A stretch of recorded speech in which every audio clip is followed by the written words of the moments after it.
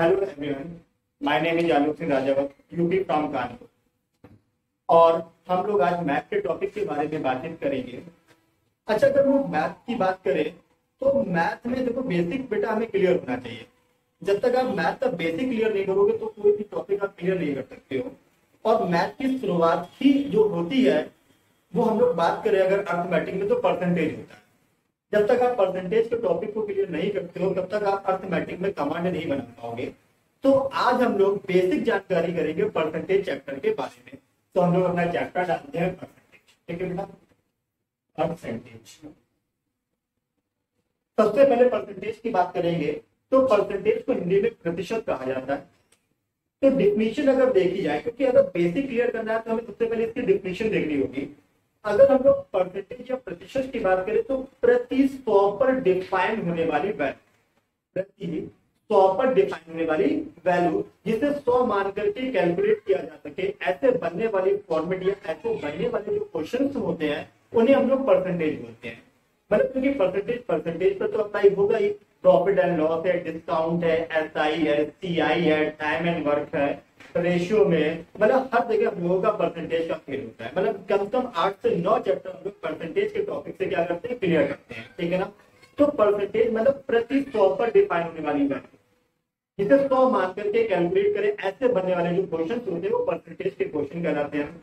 तो थोड़ी बेसिक जानकारी हम आपके साथ डिस्कस करते हैं जो कि आपको पहले से भी पता हो सकती है कि हम लोगों के पास में जो परसेंटेज का सिंबल होता है ये होता है। जैसे कि अगर हम लोग कभी भी बात करें तो हमें अगर परसेंटेज हटाना है तो हम लोगों को परसेंटेज हटाने के लिए डिवाइड बाई 100 करना होगा। परसेंटेज हटाने के लिए बेटा हम लोगों को क्या करना होगा, डिवाइड बाई 100। अगर हम लोगों को किसी चीज को परसेंटेज में लेकर के आना है तो मल्टीप्लाई बाई क्या करना होगा, मतलब परसेंटेज हटाने के लिए बेटा हम लोग डिवाइड बाई 100 करते हैं और परसेंटेज में लाने के लिए मल्टीप्लाई बाई 100 किया जाता है। बात क्लियर है थी। अच्छा, आगे बढ़ते हैं हम लोग। अब जैसे कि अगर छोटा सा एग्जाम्पल लिया जाए कि 10% है हमारे पास में, कितना बेटा हमारे पास 10%। अगर 10% से परसेंटेज हटाना है तो हम लोग क्या करेंगे, 10 डिवाइड बाई 100 क्या करेंगे, 10 डिवाइड बाई 100 करेंगे। तो ये वैल्यू हमारी परसेंटेज से हट जाएगी तो हमारे पास जो वैल्यू आ जाएगी ये क्या हो जाएगी, फ्रैक्शन वैल्यू 1/10। मतलब ये फ्रैक्शन में बदल गया। ठीक है ना, किसमें बदल गया, फ्रैक्शन में। 1/10 हमारा क्या आ गया, फ्रैक्शन। अगर इसको फिर से परसेंटेज में बदलना है तो हम लोग क्या कर देंगे, मल्टीप्लाई बाई 100 कर देंगे। अगर मल्टीप्लाई बाई 100 कर देंगे तो ये फिर से हमारा क्या हो, बदल गया परसेंटेज में। तो 2 पॉइंट बेसिक वाले क्लियर हो गए। क्या बेसिक था हमारा कि भी कभी भी परसेंटेज को हटाना है तो डिवाइड बाई 100 करेंगे, परसेंटेज में लाना है तो मल्टीप्लाई बाई 100। एग्जाम्पल ले लिया कि 10% है, परसेंटेज हटाएं तो 10/100 मतलब 1/10 आया। ठीक है ना। अगर हमें इसको फिर से परसेंट में बदलना है तो 100 से मल्टीप्लाई करते हैं तो ये फिर से किसमें बदल जाएगा, परसेंट में बदल जाएगा। ठीक है ना। तो फिर से हमारा कितना आ जाएगा, 10%। ठीक है, क्लियर है बात, यहाँ तक कोई कंफ्यूजन नहीं होगा। चलिए आगे बढ़ते हैं। थोड़ा सा इसी इससे रिलेट करके छोटा सा पॉइंट ले लेते हैं। जैसे कि अगर हम बात करें, छोटी सी बात करते हैं हम आपके सामने कि कोई भी किसी भी पर्सन की अगर इनकम दे रखी हुआ, किसी भी पर्सन की बेटा क्या दे रखी हो, इनकम। अगर इनकम को 10% बढ़ा दिया जाए, किसी भी पर्सन की इनकम दे रखी हो और इनकम को 10% बढ़ा दिया जाए तो उसकी इनिशियल इनकम बताओ और फाइनल इनकम बताओ। जैसे कि अगर हम आपसे कहें कि कोई वैल्यू हमारे पास 30 है, 30, कोई वैल्यू हमारे पास कितनी है, 30।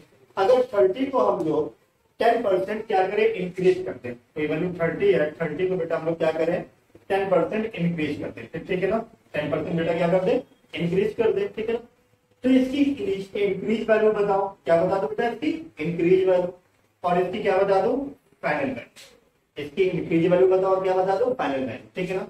तो आप क्या करते हो, इंक्रीज वैल्यू निकालने के लिए 30 का आप 10% निकालते हो, 30 गुणे 10/100। क्या करते हो कि 30 का 10% निकालते हो, तो 30 का 10% निकालोगे तो हमारे पास जो इसकी इंक्रीज वैल्यू आएगी वो कितनी निकल के आएगी, 3 आएगी। ठीक है ना। अब इसी को हमें किसमें बदलना है, फाइनल वैल्यू में। अगर आपको इसकी फाइनल वैल्यू निकालनी है तो 30 में 3 को क्या कर दिया जाए, ऐड कर दिया जाए, तो जो फाइनल वैल्यू होगी हमारे पास में वो कितनी हो जाएगी, 33 हो जाएगी। ठीक है ना। कंफ्यूजन नहीं, ऐसे निकालते हैं हम लोग।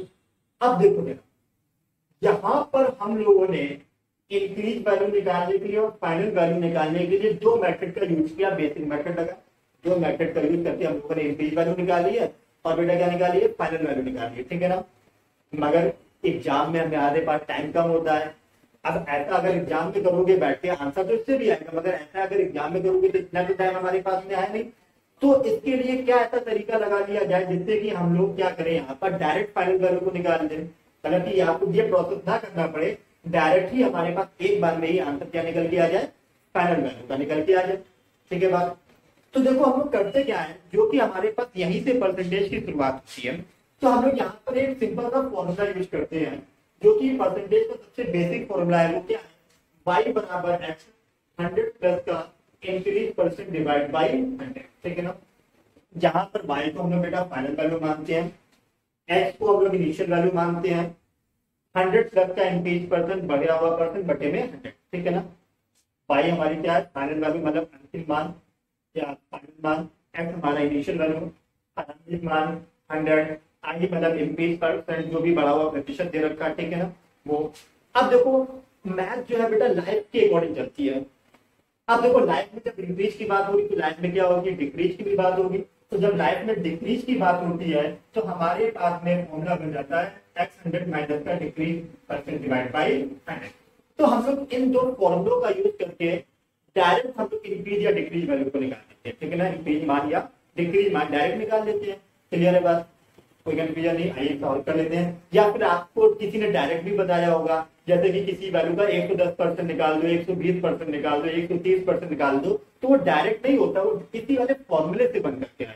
मतलब अगर हम कहें कि वो आप कह दो कि डायरेक्ट आया है, वो ऐसे सीधा आ जाता है, वो सीधा नहीं आता, वो इसी वाले फॉर्मूले से ही निकलता है जो कि आपको डायरेक्ट बता दिया जाता है। ठीक है ना, तो अगर हम लोग बात करें, अगर इसी को निकालना है तो हम लोग सीधा सीधा बोल सकते हैं कि 30 का बेटा कितना निकाल दो, 110% निकाल दो, तो फाइनल वैल्यू डायरेक्ट हमारे पास निकल के कितनी आ जाएगी, 33। ठीक है ना बात। अब देखो यहाँ से 2 स्टेप बच गए, एक ही स्टेप में आपने काम चला लिया, मतलब आपने इतने छोटे क्वेश्चन पर भी 5 से 7 सेकंड बचाए।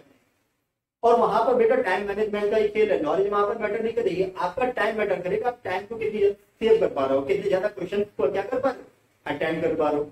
यहाँ तक बात समझ में आई कि अगर आप लोगों को फाइनल वैल्यू चाहिए तो हम लोग ये जो प्रोसेस था अपना करके क्या कर लेंगे, 30 का डायरेक्ट 110% निकाल देंगे, तो कितना आ जाएगा हमारे पास, 33।